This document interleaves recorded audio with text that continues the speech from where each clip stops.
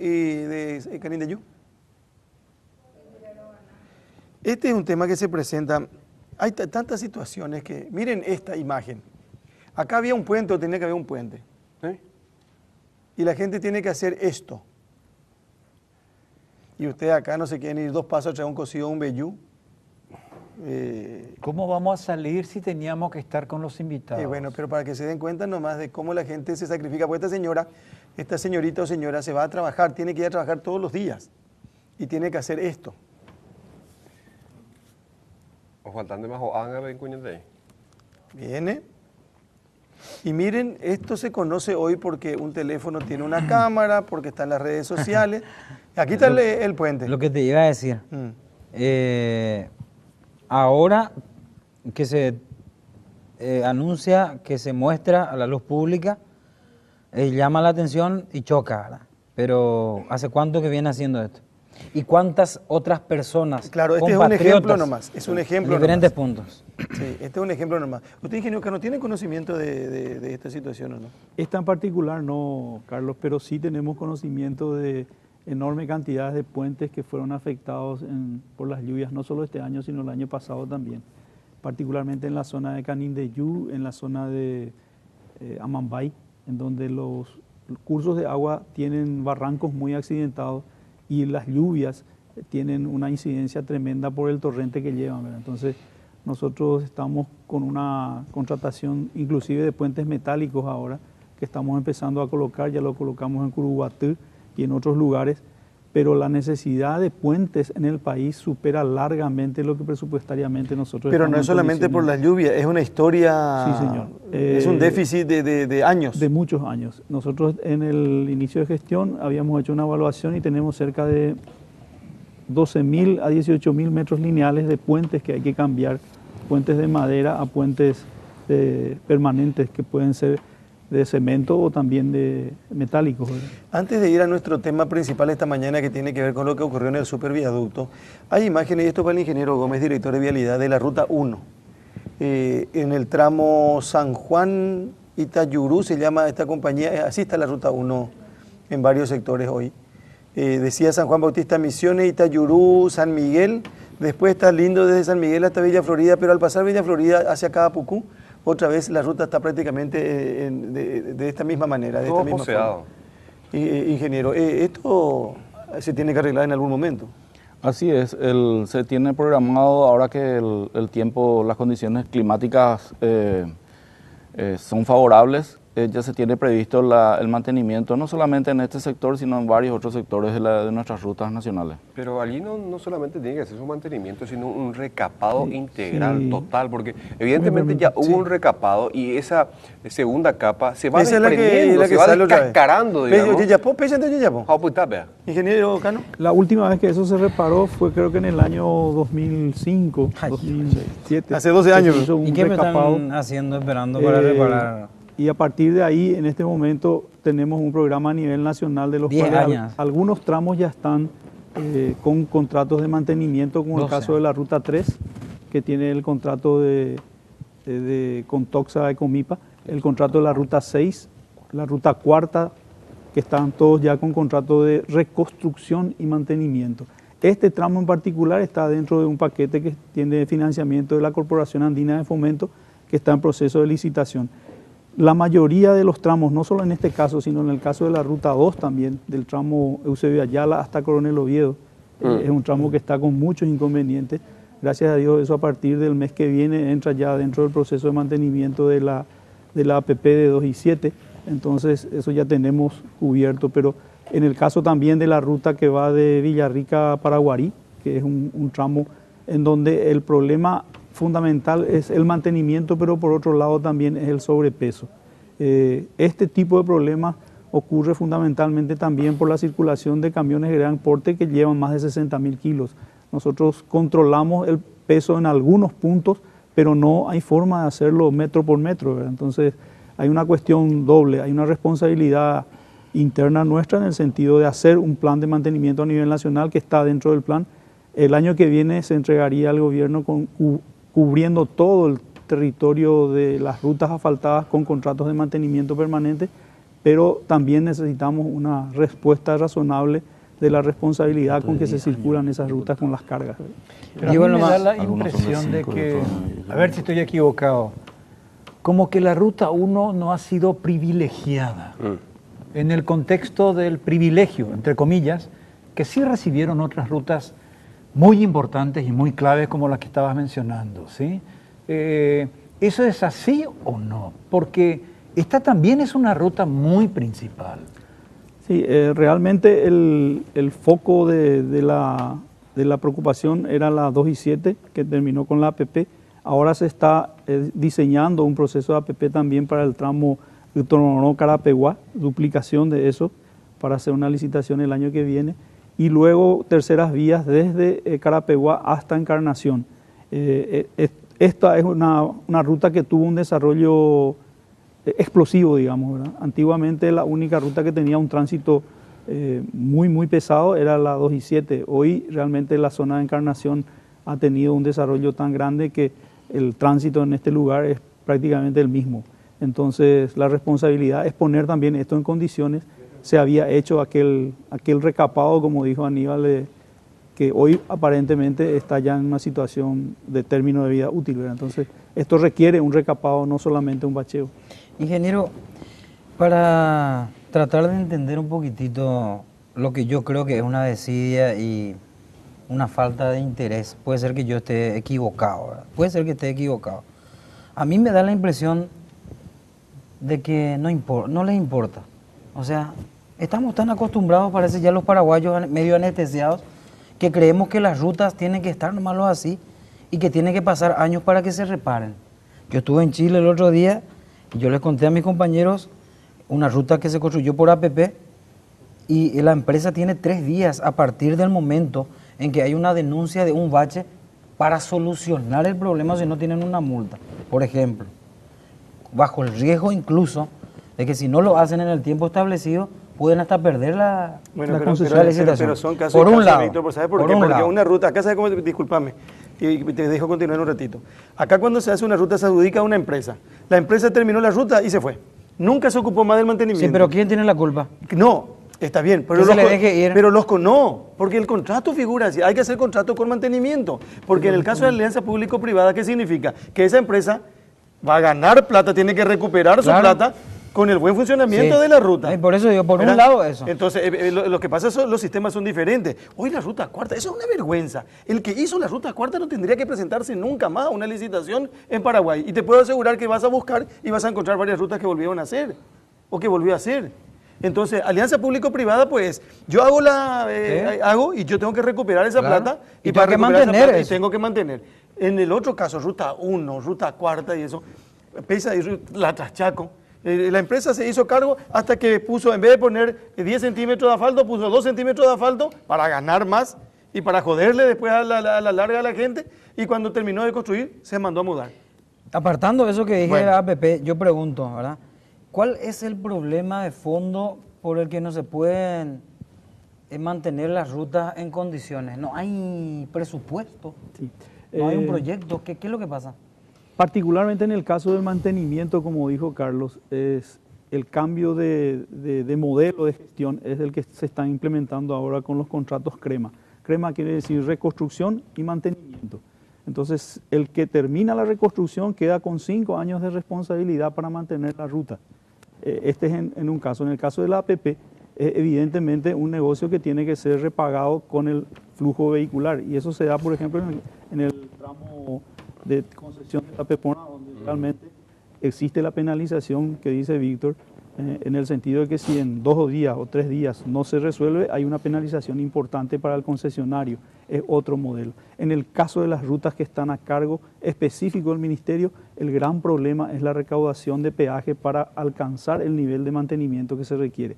Se tienen que tener en recaudación aproximadamente 100 millones de dólares al año y estamos llegando ahora a 43 millones de dólares, habiendo recibido en la administración entre 18 y 20 millones de dólares por año, que evidentemente es totalmente insuficiente para una red de 6.000 kilómetros, que es la que se tiene que mantener.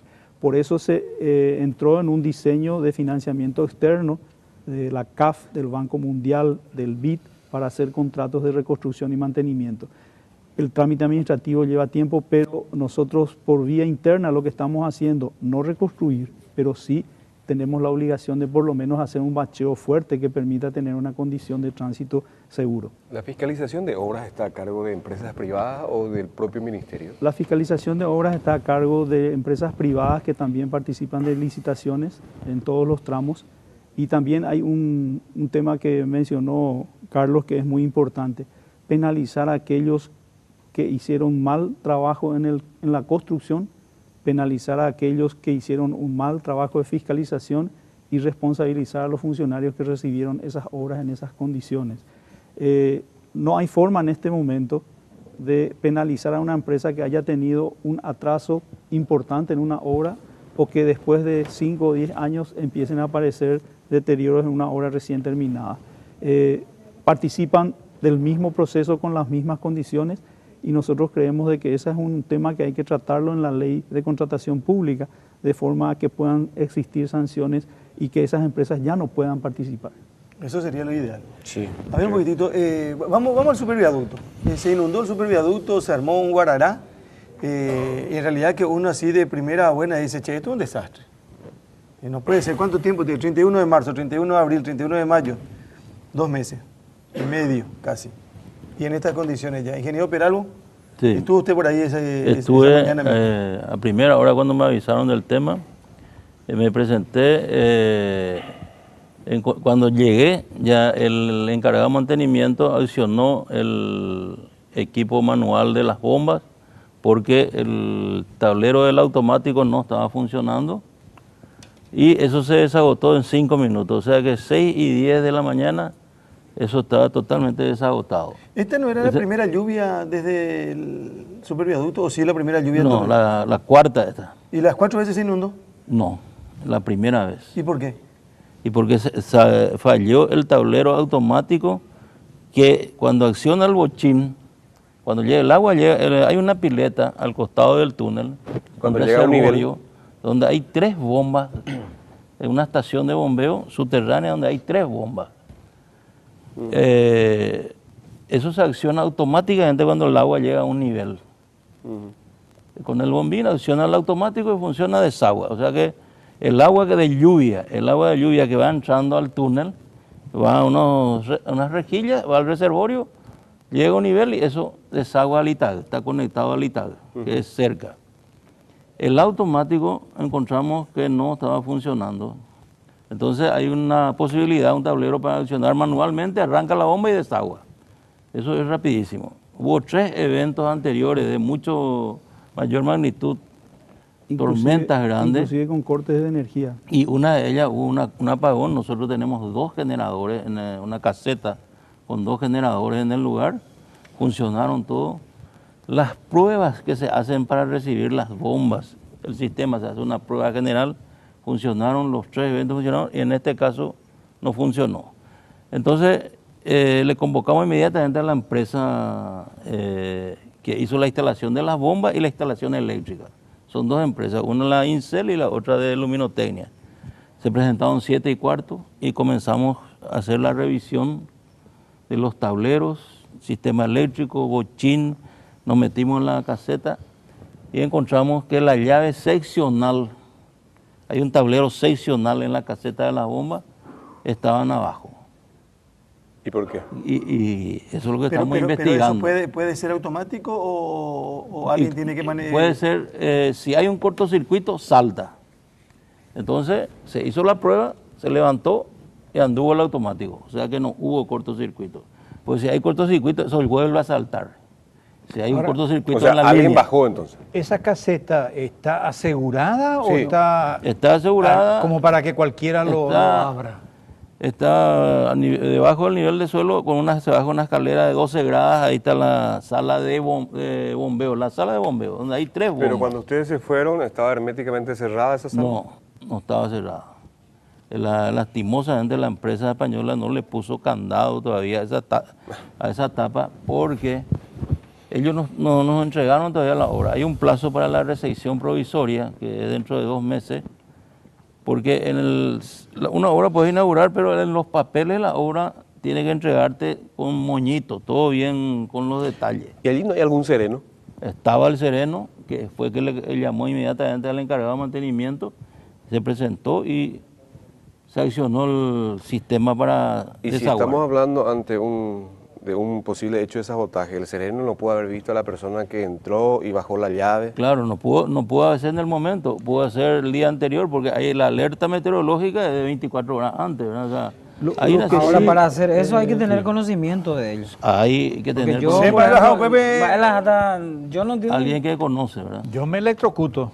Pero ¿quién tendría la intención de sabotear? ¿Con qué intención? Lo que sí yo creo que es importante destacar que hubo una negligencia o una cuestión hecha a propósito. Sí. Negligencia en el sentido de no verificar el sistema. Hoy los pronósticos son casi exactos. Es decir, va a llover mañana y llueve mañana. Entonces, hay un procedimiento que se debería aplicar, de haberse aplicado por la empresa en el sentido de revisar las instalaciones antes de que ocurra nada, ¿verdad? Y por otro lado, si eso fue hecho a propósito, de igual forma se hubiera detectado. ¿Pero quién? ¿Alguna empresa, algún particular? ¿Quién tendría esa intención de sabotear? La verdad que eso es algo que estamos en proceso de evaluación, revisión. Tenemos el informe técnico de la empresa. Sí. Ellos visualizaron 4 posibles causas. Una, como mencionó el ingeniero Peralvo, el cortocircuito, que no se descartó porque entró en servicio. La segunda es una acumulación excesiva de humedad en el lugar que podría haber ocasionado también inconvenientes en el contacto, no se dio. O un sobrecalentamiento del sistema que se debería haber evidenciado con unos bornes quemados o algún circuito que hubiera saltado, no se dio tampoco. Y la otra es la intervención humana. Nosotros en este momento estamos ya con la casi certeza de que fue una cuestión de negligencia o hecho a propósito. ¿No hay cámara ahí? No. No hay cámara. Y ahorraron demasiado, parece en el subviaducto, tiene que tener cámara por todos lados. Claro, y encima no me cierra que no le hayan puesto candado. Y candado vale 30.000 pero el que quiere romper con candado y todo va a romper si tiene mala intención, ¿verdad? Si ese es su propósito. Ayer me dijo un mitaí de 11 años, ¿por qué le dicen super viaducto? Anda ya, y no supe cómo explicarle. ¿Por qué no le llamamos viaducto nomás ya, después de esta inundación? No, pero lo que pasa es que ahora cada vez que va a inclemencia del tiempo ya usted tiene que ir corriendo, alguien tiene que ir corriendo y pararse frente a la caseta, porque si no, vamos a estar... Que no baje la llave. No, en serio, pues. La verdad que en este momento, Carlos, estamos ya analizando la posibilidad de anticipar la recepción y contratar un servicio de mantenimiento y guardia permanente, no solo en ese viaducto, sino en todos los que tenemos. Recordarán ustedes que hace... El mismo episodio tuvimos en el viaducto de... ¿Semidey? No, al costado del Botánico. Robaron toda la parte eléctrica, cable, y robaron el tablero. Ahí hay una bomba también. Eso no es que cuando salta el tablero se llevan desaparecen los cables para que... Sí, acá me dicen que le van a donar al MPC un candado, 10.000 más. Acá dice. Sí, pero no. Carlos, justamente Carlos me está diciendo. No, pero escuchen esto. Ya pasó esto en otro superviaducto. El costado del Botánico. Robaron el tablero, los cables, los focos y... tuvimos que intervenir enseguida con el tema del tablero para que accione la bomba, porque el túnel del costado del Botánico funciona similar a este, con una estación de bombeo.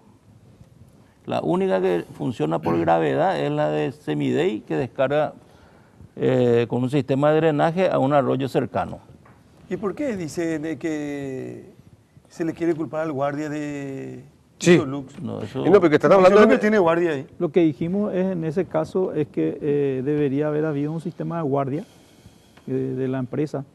Lux podría haber tenido un sistema de seguridad, viendo que este lugar es realmente fundamental dentro del funcionamiento de la estructura. ¿Por qué Isolux? Porque todavía no entregó la obra. La Isolux está todavía en proceso de, como dijo el ingeniero Peralvo, tiene un tiempo de 2 meses más para poder hacer la recepción provisoria. Porque argumentar un probable sabotaje parece que es buscar el pelo a la leche, ¿verdad?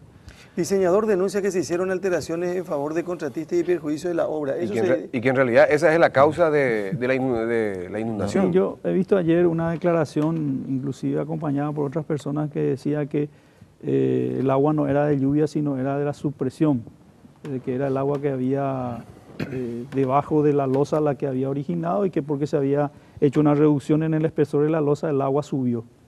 Realmente es una teoría interesante, ¿verdad? ¿Está siendo irónico usted? No. La teoría de Pancó. Sí.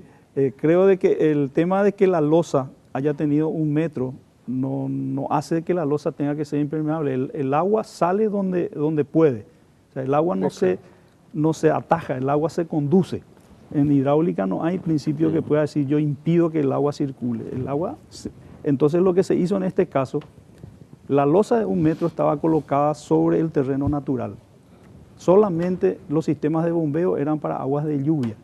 Y se pretendía de que al ser de 1 metro de espesor, el agua de su presión no pasara para arriba. Acá lo que se hizo es, se colocó una camada de pedraplén para que el terreno natural soporte la losa, se colocó una camada drenante triturada de 20 centímetros, un sistema aislante de plástico encima y se hizo una losa de 35 centímetros. El paquete completo tiene 1,10 metros. ¿Qué es lo que se hizo en este caso? Conducir el agua subterránea a un sistema de bombeo y las bombas actuales son mucho más grandes de las que estaban previstas inicialmente. Esto es lo que funcionó en primera instancia y que tuvimos el inconveniente ahora. No hay forma de evitar de que el agua de subpresión salga por algún lado. Es lo mismo que, no sé, hacer un ejemplo sería, tengo una pared que tiene filtraciones y yo le hago la aislación hasta 1,10 metros, el agua va a salir a 1,11 metros. O sea, no es que voy a parar porque ya puse el aislante en la pared hasta una altura. Nosotros lo que hacemos en estos casos es conducir el agua hacia un sistema que permita desagotar. ¿Eso pudo haber originado una reducción en el costo? Sí, el hecho de la losa de 1 metro a 35 más las estructuras hubo una diferencia, pero el contrato mismo obliga a que el contratista revise el proyecto antes de iniciar la obra. Y esas optimizaciones se hicieron porque se encontraron diferencias importantes desde el punto de vista técnico, no solamente en este caso, sino en las paredes del túnel, que en este caso eran pantallas que tenía con unos arriostramientos que iban debajo del terreno. Eso era para ejecutar eso teníamos que cortar el tránsito, hacer la excavación, colocar las pantallas, y las pantallas tenían espesores que nosotros consideramos que eran insuficientes. Entonces se optó por colocar pilotes para la pared, no se hizo la excavación de entrada. Luego de terminada la losa techo, se hizo la excavación y se colocaron las protecciones laterales. ¿Qué permitió eso? La velocidad de ejecución para que podamos cumplir el plazo de 12 meses. Y por último, las estructuras del viaducto no respondían a las necesidades técnicas. ¿Qué se hizo en este caso? Se ampliaron los tamaños de vigas, se aumentaron la cantidad de hierro en los tensores, y eso, el balanceo final de la obra es el mismo precio de contrato. Acá no hubo ningún ahorro en beneficio de la empresa y categóricamente nosotros no hemos participado en ningún proceso dentro del cual el beneficio se haya hecho en forma directa al contratista. Además, cuenta con una fiscalización externa de un consorcio CACER, conformado por la empresa CAEN boliviana y la empresa Servinci, empresa nacional, un sistema de supervisión de 2 supervisores y todo el personal técnico que participó de la obra. Si hubiéramos hecho en beneficio de la empresa ese tipo de concesiones, somos 40 o 50 los que tendríamos que estar en conocimiento para que esto tenga realmente un respaldo. El informe técnico de la fiscalización que aprobó los cambios está firmado por los técnicos que fueron contratados. Es decir, ingeniero, hay una cuestión de una interpretación, digamos, intencional de tergiversar las cosas, de decir, acá hubo una reducción de 3 millones de dólares y eso se repartieron los funcionarios del ministerio. No, y acá dice, Fiscalía investiga a Jiménez Gaona por lesión y asociación criminal. El fiscal adjunto de delitos económicos, Federico Espinosa,